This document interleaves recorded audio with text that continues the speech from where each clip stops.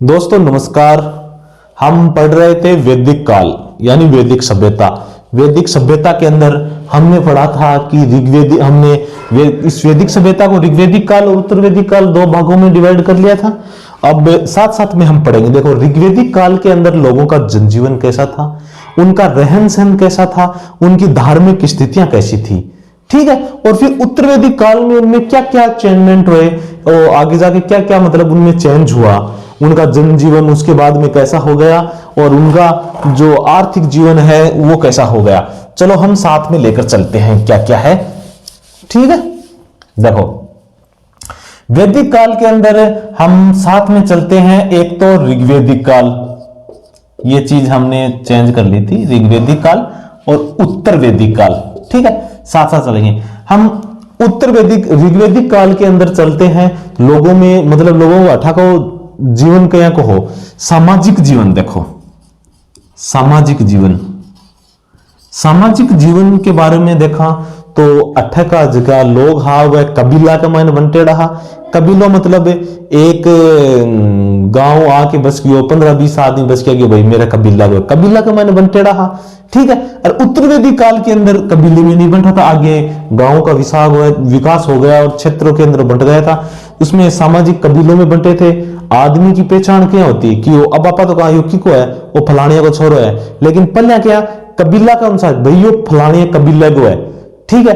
ये आर्य आया बे कबीला का अंदर बस गया, ठीक है। शुरुआत के मायने जब भाई अठाया तो अठा का जो अनार्य लोग हा बासवान संघर्ष करना पड़ो तो हमेशा कदे कोई लड़ाई होती बस सोचे कि भाई अब लड़ाई में अपन पार पड़ेगा नहीं, अपा एक अपनो राजा चुन लिया जको अपनी लड़ाई में सहायता देवे और देवे, ठीक है। तो एक मायने भाई राजा चुनियो और कौन चुनतो, दो समिति, एक तो सभा, एक समिति और एक थी विद्वत। एक समिति थी, ये भी विद्वत और गण आ समिति। इन समितियां का बारे में आप पढ़ चुके हैं कि भी सभा थी, समिति थी, ये राजा का चुनाव करती थी। सभा के अंदर श्रेष्ठ लोगों के जो वृद्ध आदमी थे, श्रेष्ठ लोग थे, गिना चुना वह भाग लेता। समिति में पूरा कबीलो भाग लेते। विद्वत के अंदर भी महिलाएं भाग लेती थी। गण ये आगे और ये समितियां थी। जी टाइम में महिलाओं की आप स्थिति देखा तो महिलाओं की स्थिति बहुत ही बढ़िया ही। बाल विवाह है, पर्दा प्रथा, सती प्रथा, तलाक, ऐसे एक चीज कुछ ही नहीं ऋग्वेद काल में। और बठक लुगाया को जीवन बहुत ही ऊंचो हो कि इस टाइम पे महिलाएं थी ना, वो सभा, समिति और विद्वत में भाग लेती थी। अब एक बच्चे ने कहा था कि सर विद्वत क्या है, देखो बताऊं। विद्वत मैंने शायद पहले भी बताया था कि विद्वत है ये एक संस्था है। इको काम क्या हो, इको काम हो युद्ध के मायने जो को सामान लूट के लेता वह को बंटवारो करना, ठीक है। राजनीतिक स्थिति हमने ऋग्वेद काल की पढ़ ली थी। अब सामाजिक स्थिति क्या है की है, समाज है वो कबीला में बंटेड़ो हो। शिक्षा को जोर हो वो देखो आज के टाइम पर ना कोई कोचिंग चलती, ना कोई और चालतो की को नहीं हो, ना कोई बड़ी बड़ी किताबें पढ़नी पड़ती, केवल मौखिक शिक्षा थी। वो मौखिक थी, गुरुकुलों में थे, गुरुकुल थे, ठीक है। और शिक्षा थी वो कैसी थी, मौखिक, रटायो जातो, ठीक है। और इसके अंदर क्या क्या परिवर्तन आए थे इसके अंदर, उसकी पहचान गोत्र के अनुसार होती थी। समाज फिर धीरे धीरे परिवर्तन किया हो, समाज फिर धीरे धीरे लोग युद्ध करने लग गया, धीरे धीरे आके बस गया तो लोगों असमानताएं क्या हुई, समाज बट गयो धीरे धीरे किया। एक तो बट गयो जको राज्य हो तो जको राज करता वो वर्ग, राज्य वर्ग जो राज करते थे वो वर्ग। दूसरा पुरोहित वर्ग, जगह पुरोहित वर्ग में आ जाते जो मतलब सभ्य जन आते थे जो शिक्षा का, धर्म का, अनुष्ठान का प्रयोग करते, पुरोहित वर्ग आ गयो। एक आ गयो सामान्य या आम जनता, ठीक है। एक मायने राजा को चुनाव किया हो तो जनता चुनती भाई इन फलानिया राजा बना दियो, और बी के बदले के मायने जनता ने राजा ने कुछ टैक्स देती। टैक्स ने बी टाइम कहता क्या कहता, बलि, ठीक है। कुछ बलि देती मतलब टैक्स देती कि भाई इक बदला तन में 4 बोरी नाज की दे देगा और थे मारो राजपाट संभालो हमारी रक्षा करो। जी टेम राजा को काम क्यों हो, राजा को काम हो जी टेम बाकी पशुधन को रक्षा करनी, 12 कबीला का कोई आदमी आके ऊपर अटैक कर दे बेहू रक्षा करनी, और धर्म से संबंधित कोई अनुष्ठान करना हो वो काम हो। तो ठीक है, अब धीरे धीरे बात देखो उत्तर वैदिक काल के अंदर क्या परिवर्तन आयो। बी का मायने राजा जनता चुनती, ठीक है, और उत्तर वैदिक काल के अंदर क्या हुआ, जनता नहीं, राजा था वो पैतृक हो गया। ठीक है, राजा ने बेरो पड़ गयो कि भाई राज करना में देखो मजो आवे, तो इसलिए आपा कौन चुना, आपा मतलब पैतृक ही रहेगा और आपा ही रहेगा। तो इसका मतलब बाको एक पैतृक सिस्टम हो गया, जो उसके बाद में राजा के बाद में सौ बढ़िया पद होया कर, तो वो क्या को तो पुरोहित को, सौ बड़ो पद क्या हो तो पुरोहित को पद होतो। तो उसके बाद में पुरोहित वो भी पुरोहित भी पैतृक होने लग गए थे धीरे धीरे, और राजा था वो निरंकुश होना चालू हो गया, राजा निरंकुश होना चालू हो गया। और जो ऋग्वेदिक काल के अंदर जो बलि लेता मतलब जो टैक्स लेता वो तो आपकी जनता की इच्छा देती, लेकिन इसके अंदर क्या है निर्धारण कर दिया, बलपूर्वक लेना चालू कर दिया इन्होंने। ठीक है, एक मायने जो विद्वत संस्था थी या कि मतलब जनता के जो युद्ध के अंदर जो चीज लुटेड़ी ही बैंगमान आपसे बंटवारा करतो, और एक मायने ने महिलाओं भी भाग लेती, महिला भी भाग लेती। लेकिन जब उत्तर वैदिक काल हुआ चालू तो उसमें क्या महिलाओं को दरकिनार कर दिया शासन में, जो ये सभा समिति राजपाट में महिलाएं भी भाग लिया करती, लेकिन उत्तर वैदिक काल में महिलाओं को दरकिनार कर दिया। ठीक है, और विद्वत संस्था थी विद्वत, इसको नष्ट कर दिया, फिर ये सैनिकों के पास में हो गया था। और इसके अंदर मतलब ऋग्वेदिक काल में महिलाओं पितृसत्तात्मक समाज था इसमें, मतलब पितृसत्तात्मक परिवार था, लेकिन फिर भी महिलाओं की स्थिति बहुत ही अच्छी थी। मतलब बी टाइम में भी महिलाओं को उपनयन संस्कार दिया जाता था। उपनयन संस्कार मतलब कुछ जनेऊ धारण करके फिर शिक्षा के क्षेत्र में प्रवेश करते हैं, उस समय शिक्षा दी जाती थी महिलाओं को ऋग्वेद काल के अंदर भी। इसमें भी महिलाओं के उत्तर वैदिक काल के अंदर महिलाओं को थोड़ा समान में उनके जो पुरुषों के में से ज्यादा ताकत आ गई, तो इसलिए महिलाओं के सम्मान में थोड़ी गिरावट आई। लेकिन जकिया कुरीते ही ने मतलब बाल विवाह है, पर्दा प्रथा, सती प्रथा, वह सिस्टम कुछ भी एक महीने को नहीं हो। लेकिन बाद में लोग अमीर गरीब क्या होया, अमीर गरीब यह होया कि पहली किसी के पास में मैन चीज की मैन था पशुधन, गाया जाती, युद्ध भी मतलब गायों की वजह से ही होते थे। पहले धन कोई सोनो चांदी रा चीज तो ही को नहीं। सबसे पहले ऋग्वेदिक काल में शायद इसमें सोना, तांबा और कांसा इस चीजों का बाहुल्य था, इनको शायद ऐस कहते थे, ऐस। ठीक है, और धीरे धीरे लोग हम समानता की आई, जो युद्ध मान ले धन लूट के लाता, बिग मैन आप सब बंटवारा करता, कोई बेईमान हो तो वो ज्यादा ले ले, तो और कई मेरा प्रकार युद्ध में कौन ले जाता, तो बिन क्या करता, बिन में वो धन बढ़ तो कौन। इसलिए धीरे धीरे समाज में असमानताएं आती गई, गरीब बनता गया और अमीर अमीर होता गया, इसलिए लोग समाज में असमानताएं ज्यादा बढ़ गई। ठीक है, असमानता ज्यादा बढ़ गई और धन एक महीने बाद जो सेना ही बसगड़ा रखना चालू कर दी। आप सिर्फ एक महीने उत्तर ऋग्वेदिक काल में लड़ाई क्या पेटा होती, गायों के प्रति, गाय को धन माना था, गाय को भाई गाय ने जी टेम माता माना करता, गाय को धन मान, क्योंकि वो ही धन हो, क्योंकि गाय सु ही आप देखो पहले अपना लोक देवता आप देखा, पुराना लोक देवता देखा, शुरुआत तो अपनी संस्कृति में देखा तो गाय को सबसे ज्यादा महत्व दिया था। क्यों? क्योंकि उस समय गाय महत्व तो भी हम हमारे धर्म से जोड़ लिया इसको। ठीक है, और उसमें क्या है कि पहले गाय ही सब कुछ होती, क्योंकि वो दूध भी देती है और पूरे परिवार का लालन पोषण करती, तो उस समय पूरा पोषण लालन पालन उसका गाय ही करती। तो गाय को हमने माता का दर्जा दिया था उस समय, कि भाई मां जैसा पालन करती है गाय, उसी तरह हमारे पालन करते हो। आज भी हम गाय को हमारी माता मानते हैं, इसीलिए क्योंकि हमारा पूरा परिवार उस पर डिपेंड होता है। ठीक है, धीरे धीरे क्या पहले युद्ध होता था वो गायों के लिए होता था। ठीक है, अब धीरे धीरे बाद में युद्ध किसके होने लगा, क्षेत्र के लिए, जमीन के लिए युद्ध होना चालू हो गया। पहले शिक्षा दी जाती थी, मौखिक शिक्षा दी जाती थी, महिलाओं को वस्त्र थे, उस समय वस्त्र कैसे पहनते थे। देखो एक प्रश्न आया था कि नीवी क्या है, ऐसा कुछ प्रश्न है, नीवी है तो नीवी है वो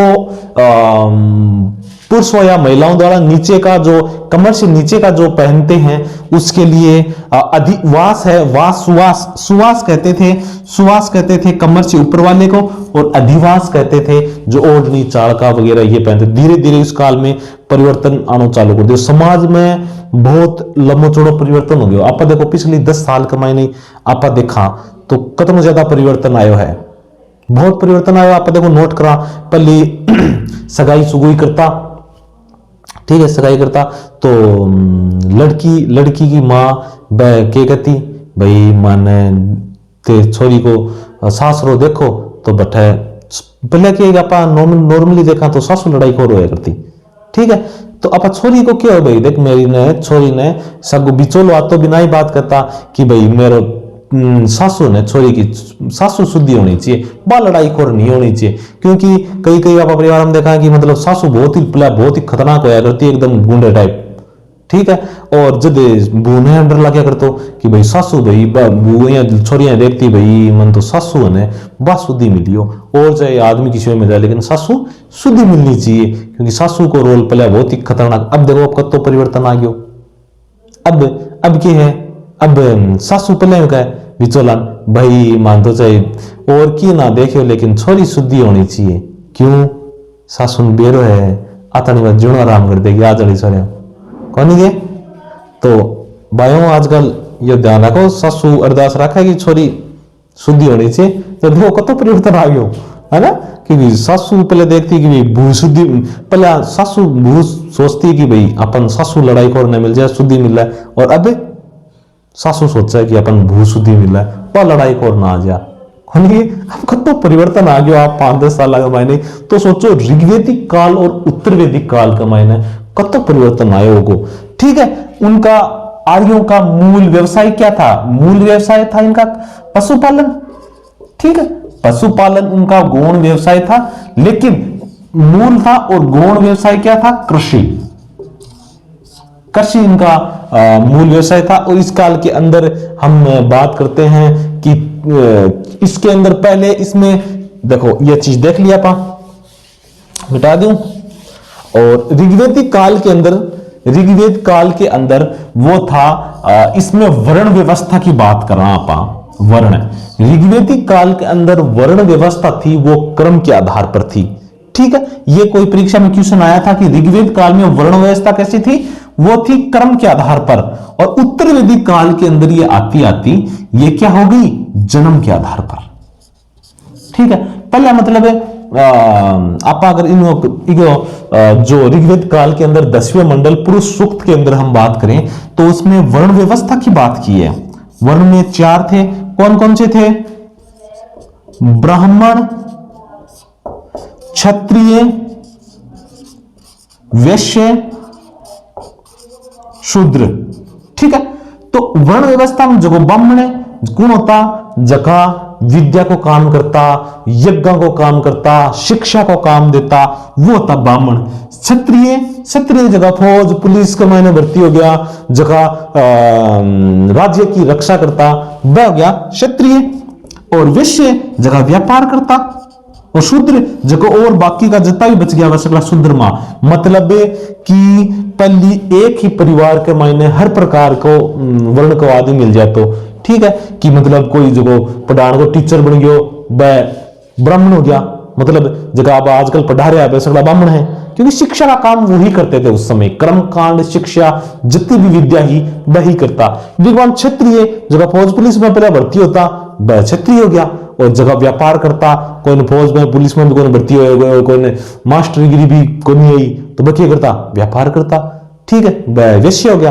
और बाकी का जितना भी होता, कोई किसान हो तो कोई और कोई धंधो करतो, वह सगड़ा क्या था? कुंभकार वगैरह, ये सब क्या इसमें आए के थे? इसमें शूद्र में आ गए थे, ठीक है। लेकिन वर्ण का व्यवस्था उस समय जन्म के आधार पर क्रम के आधार पर थी, लेकिन उत्तर वैदिक काल के अंदर ये जन्म के आधार पर हो गई। लोगन बेरो पड़ गयो कि जगह ब्राह्मण के घर जन्म ले लियो ने वो तो हो गयो ब्राह्मण। जो मास्टर को बेटो मास्टर को बेटो मास्टर जगह जगह ब्राह्मण जो शिक्षा देते कर्म कांड करते बस अगला घर वो आपका बेटा ने सिखाना चालू कर दियो, दूसरा ने सिखाना बंद कर दियो। क्षत्रिय थे जो राज्य करते थे, शासन करते थे, उनके घर में जो पैदा होने लगे वो फौज पुलिस में परमानेंट हो गया फिर, ठीक है। वैसे जगह व्यापार करता, जो बाणिया वगैरह आप एक वैसे अगर आप जाते हो लेके जा, लेकिन व्यापार आजकल हर कोई करे, तो इसमें आप क्या करिया वो जन्म के आधार हो गया जो, और बाकी का बस अगला शुद्र हो गया बाकी का, ठीक है। अब क्या है, अब वर्ण व्यवस्था कैसी है हमारी, अब है हमारी जन्म के आधार पर, ठीक है। वर्ण व्यवस्था होनी चाहिए कर्म के आधार पर, क्योंकि सही तो यही है, कर्म के आधार पर वर्ण व्यवस्था होगी। जो जिसो काम करो विषोई भी का लक्षण, विषोई भी को वर्ण है, ठीक है। अब आजकल व्यवस्था तो वर्ण तो बहुत अच्छा है, लेकिन बिका कर्म बहुत माड़ा है, ठीक है। लेकिन और कई का जो वर्ण बहुत खराब है, लेकिन बिका कर्म बहुत अच्छा है, ठीक। ऐसी बात नहीं है कि अच्छे हर चीज में होते हैं, ठीक है। ये धीरे धीरे ये चीज हो गई। उनकी वर्ण व्यवस्था, सामाजिक स्थिति के बारे में हमने बैठ लिया था।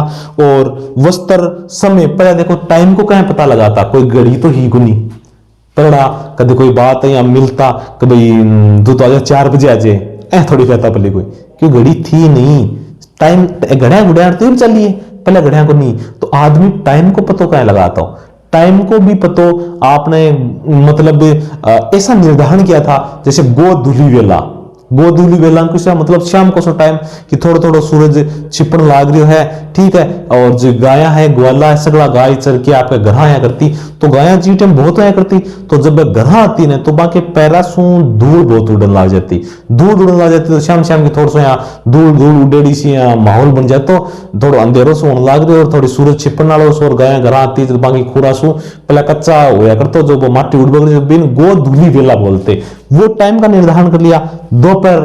दोपहरी को टाइम आ गया सूरज जी को, और सुबह से पहले आप बूढ़िया देखा होता हो गांव का, मैंने मतलब कि बागन कोई घड़ी को नहीं है, लेकिन वह 4 बजे खड़ा हो जाए, क्यों? क्योंकि वह देखा कि यार दूर तारा को देखकर समय का निर्धारण कर लेते थे, लेकिन अपन बेरो पड़ जाएगा, अब अपन उस चीज को कौन, अगर आप मान लो कोई कड़कम जावा कठ उजाड़ गवा और अपन टाइम को बेरो पड़ेगा, कता बज गया अंदाजा लगा उसका, लेकिन उस समय वो अंदाजा लगा लिया करते थे। गोधूली और रात्रि, भोर सुबह और शाम को टाइम, मतलब कि भजन भाजन कीर्तन को टाइम होया करता, और रात्रि जो रात को ही टाइम होया करता है। करीब गाय के ऊपर पहले ऋग्वेदिक काल में युद्ध होते थे, वो गायों के लिए होते थे, और उत्तरवेदिक कालों में धीरे धीरे वो क्षेत्र के लिए आना चालू हो गया। बहुत ज्यादा परिवर्तन हो गया इसमें धीरे धीरे, ठीक है। और इसमें जो ये चीज तो देखो नॉर्मली है, ऋग्वेद काल में है, और इसमें मतलब सामवेद, जिसमें अथर्व वेद, जिसमें कर्म कांड का, तंत्र विद्या का, ये चीजें हैं वो पढ़े हैं, और इसमें संगीत का सामवेद, अथर्व वेद, ये वेदों के बारे में हमने मोटी मोटी जानकारी देख ली। सामाजिक स्थिति मेन चीज है कि उनमें समाज में कैसा परिवर्तन आया, और किस तरह समाज के लोगों में आर्थिक, सामाजिक और धार्मिक परिवर्तन कैसे। इसके अंदर एक गायत्री मंत्र ऋग्वेद काल में ही देखो आप, गायत्री मंत्र है, ठीक है। गायत्री मंत्र किस किस का उद्भव, ये सावित्री सूर्य को समर्पित था। एक सबसे बड़ा देवता किसी हो, सूर्य, और इंद्र सबसे बड़ा देवता था, क्योंकि बारिश कौन करावा है, इंद्र करवावा है, और जी टेम पशुपालन कृषि सब कर चीज इंद्र पर निर्भरी, बारिश पर निर्भरी, तो सबसे बड़ा देवता आप मानो इंद्र ने। सूर्य को मध्यस्थ देवता माना था, यज्ञ हवन ये करता ना, और अग्नि को मध्यस्थ देवता माना था, किसका, इंद्र का, मैं बीच में कनेक्ट राशि का सूर्य को, और गायत्री मंत्र था, ये मंत्र है। और एक प्रश्न किसी परीक्षा में आया था कि जो आप लोग हिंदू धर्म के अंदर जो स्वास्तिक चिन्ह है, ये भी ऋग्वेद काल की देन है, ठीक है, ये भी ऋग्वेद काल की देन है। इतना परिवर्तन हुआ था हमारे समाज के अंदर। 10वें मंडल के अंदर ये चीज हमने पढ़ ली थी कि 10वें मंडल में पुरुष सूक्त के अंदर ये वर्ण व्यवस्था के बारे में आपको बता दूं, देखो थोड़ा सा, कि 10वें मंडल और पुरुष सूक्त, इसमें कई नदी सूक्त और सूक्त ये चीज थे, ये इसके अंदर कुछ आदि पुरुष था, मतलब कि आपने कोई पुराना आदमी हो, पहलो पुरुष भी का मुख्य तो कौन पैदा आया, ब्राह्मण, बुझाओं से कौन, क्षत्रिय, और जांघों से कौन उत्पन्न हुआ था? वैश्य। और पैरों से कौन उत्पन्न हुआ था? शूद्र। ठीक है, धीरे धीरे ये चीज डिवाइड कैसे हो गई कि ब्राह्मण थे वो तो शिक्षा का काम करेंगे, कर्मकांड का काम करेंगे, जो जितने भी विद्या थी वो विद्या का काम पढ़ाना को, मास्टरगिरी करना का काम सगला ब्राह्मण करता। ठीक है, और क्षत्रियों का काम था जिनका काम था युद्ध करना, जनता की रक्षा करना। ठीक है, और वैश्य थे इनका काम क्या था? व्यापार करना। शूद्र थे इनका काम था सेवा, सेवा था। और इनका जो अन्य और काम थे सेवा के अंदर, ये को मतलब को नहीं कि मतलब बिना सेवा करता, सेवा को मतलब है जैसे कुंभकार हो गया, कुंभकार, कुंभकार, कुम्हार, कुम्हार का मतलब कि वो राज्य को गढ़े और ये चीज उपलब्ध करवाएगा। और जो सबसे ज्यादा इसके अंदर अगर शूद्रों के अंदर सबसे ज्यादा अगर हम बात करें तो ये थे किसकी? खाती। अगर आप बोलना ई टाइम पे, ठीक है, खाती जगह आप बोला सुथार। आपको बहुत ज्यादा वर्चस्व। क्यों?